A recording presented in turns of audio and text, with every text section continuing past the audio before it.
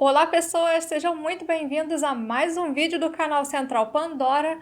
Aqui é a Sora e hoje nós vamos falar de Raised by Wolves. A série no seu último episódio encerrou ali um ciclo, mas ao mesmo tempo ela colocou muitas perguntas nas nossas cabeças.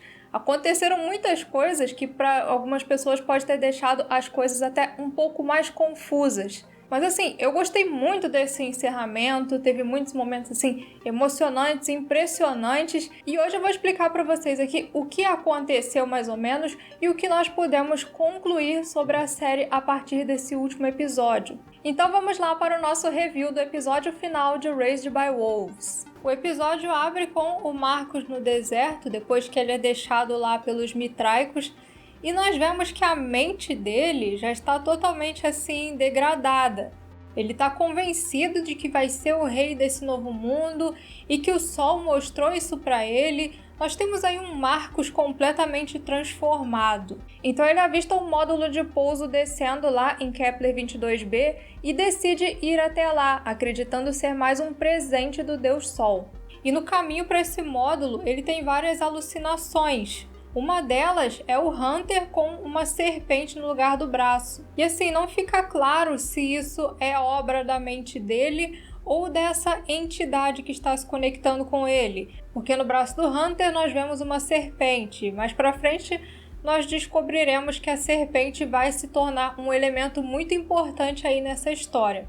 O Hunter fala que ele é o único servo verdadeiro dele, dessa coisa que o Marcus acredita ser o Sol. Ele fala exatamente o que o Marcus quer ouvir. Então, será que ele só está enlouquecendo ou é essa voz que está passando algum tipo de mensagem para ele? O Marcus tem uma saga bem curta nesse episódio, mas que encerra em um momento muito importante, que é quando nós descobrimos que tem Ateus chegando em Kepler 22b. Essa nave de Ateus que aparece no episódio pode ter partido da Terra depois da Arca dos Mitraicos, ou então, por ser uma nave menos tecnológica, levou mais tempo para chegar lá.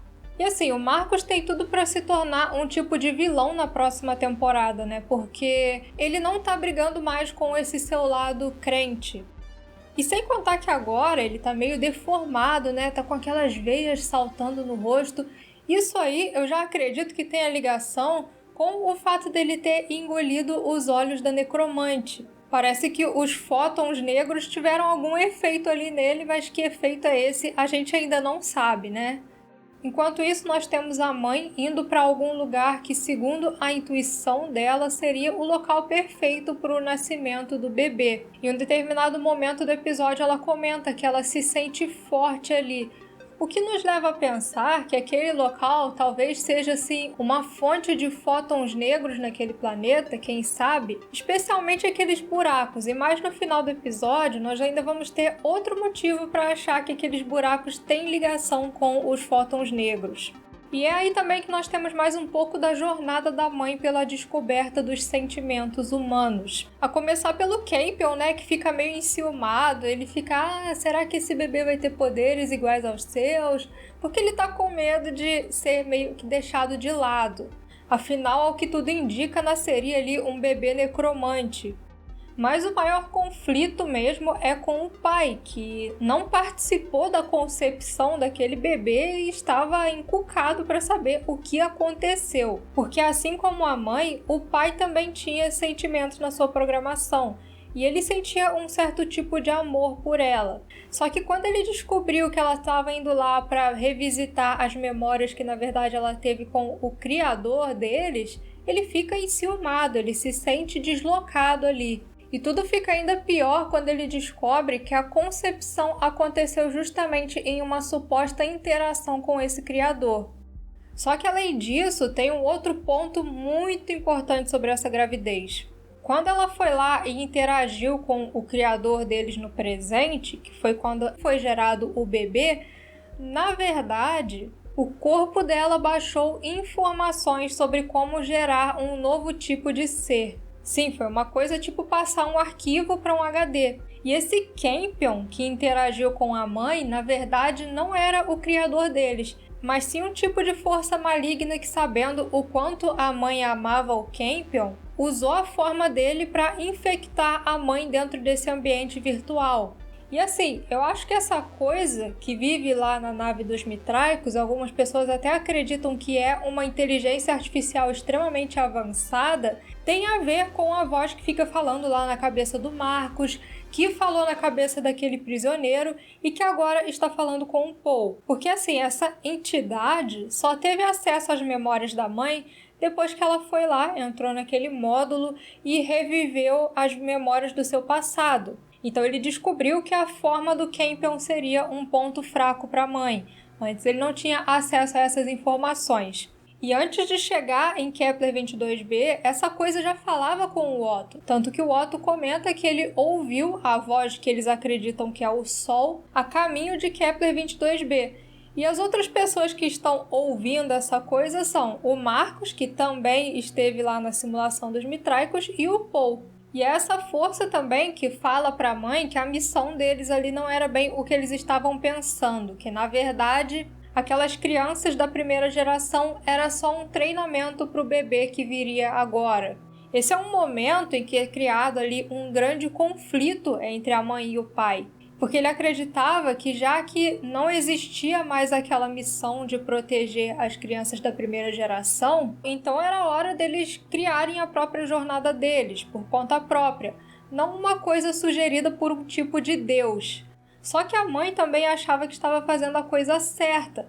Aqueles encontros que ela teve lá com o Campion foram meio que uma jornada espiritual para ela. Ela estava aprendendo mais sobre ela mesma e ficou encantada com tudo aquilo. Então ela meio que não pensou nas consequências disso. E apesar de ter ficado extremamente chateado, ele vai ter o início dessa nova jornada junto com a mãe, que vai começar logo depois do nascimento do bebê. Só que isso eu vou comentar um pouco mais para frente. Vamos falar agora do Paul. Esse é um outro personagem que passa por um desenvolvimento muito grande nesse episódio e ele se torna mais apegado à sua fé do que nunca. O rato, que ele acredita ter voltado graças à influência do Deus Sol, foi um presente de Sol para ele, leva ele até uma caverna onde tem alguns desenhos.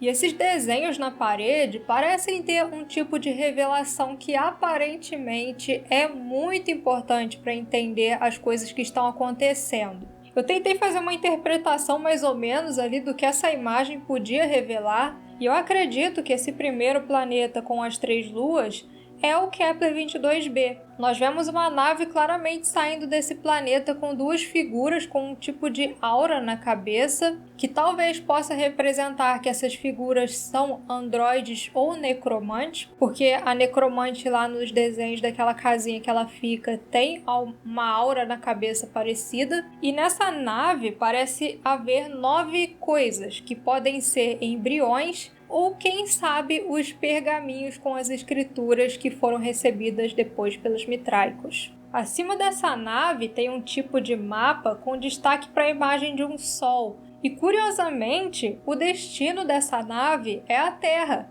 Nessa figura nós temos ela maior com o Sol e a Lua e os outros planetas do sistema solar menores ali do lado. E assim, nós sabemos que o mitraísmo da série é uma religião que surgiu ali em algum momento do século XXI e acabou se tornando a religião dominante. Na verdade, ela exterminou todas as outras religiões. E nesse período também foi que surgiu essa resistência dos ateus que deu início a toda essa guerra.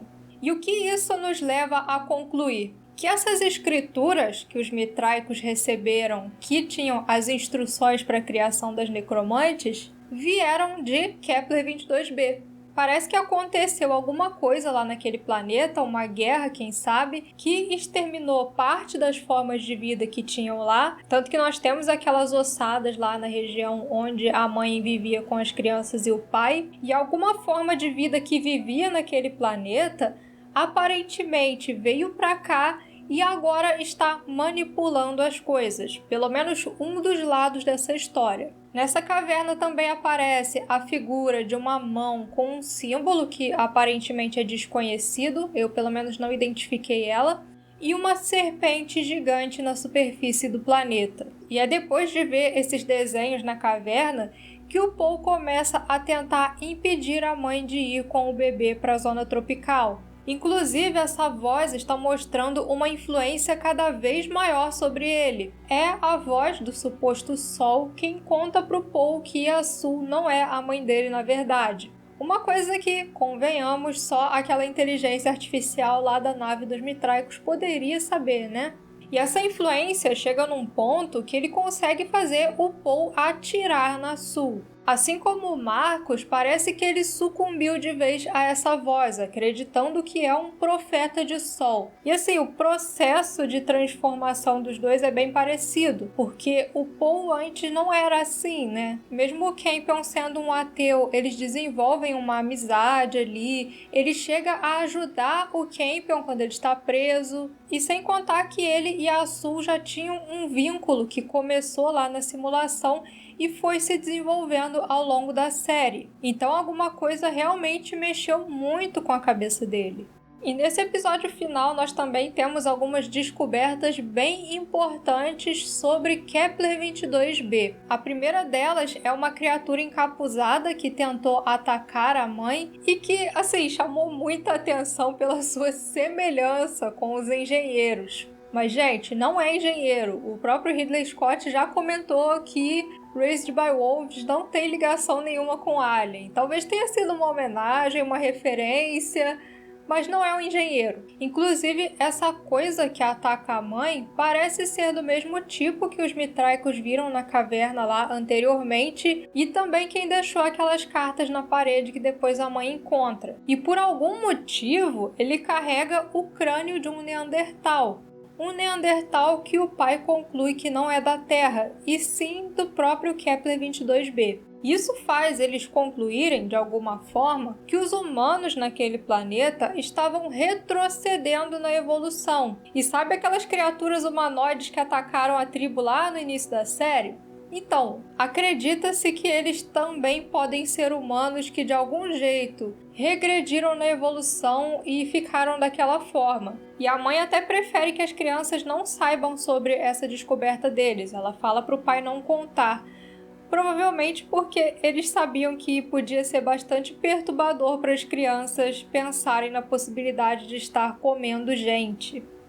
No fim do episódio, a mãe desaparece e vai para aquela caverna onde estava o dodecaedro daquela visão que ela encontrou encriptada na carta. Quando ela chega lá, nós vemos esse dodecaedro quebrado e nós descobrimos que aquela coisa lá no meio era um capacete, que por sinal lembra muito um capacete que os fãs de Alien conhecem, né? E dentro desse capacete, ela encontra um crânio, só que não é o crânio de uma pessoa, e sim de um androide. E assim, tem uma revelação bem interessante sobre essa escritura. Isso aí não é especulação, na verdade foi uma explicação do próprio Aaron Guzikowski em entrevista. Segundo ele, aquilo ali é um tipo de prisão de parto. O corpo do androide fica ali dentro daquele pentágono e esse capacete mantém aberta a boca do androide, que é por onde sai esse líquido, por onde o androide espelha o que ele chama de circuito. E segundo ele, isso é meio que uma previsão do que aconteceria com ela, só que ela só descobre isso tarde demais. Por quê? Porque o bebê começa a nascer.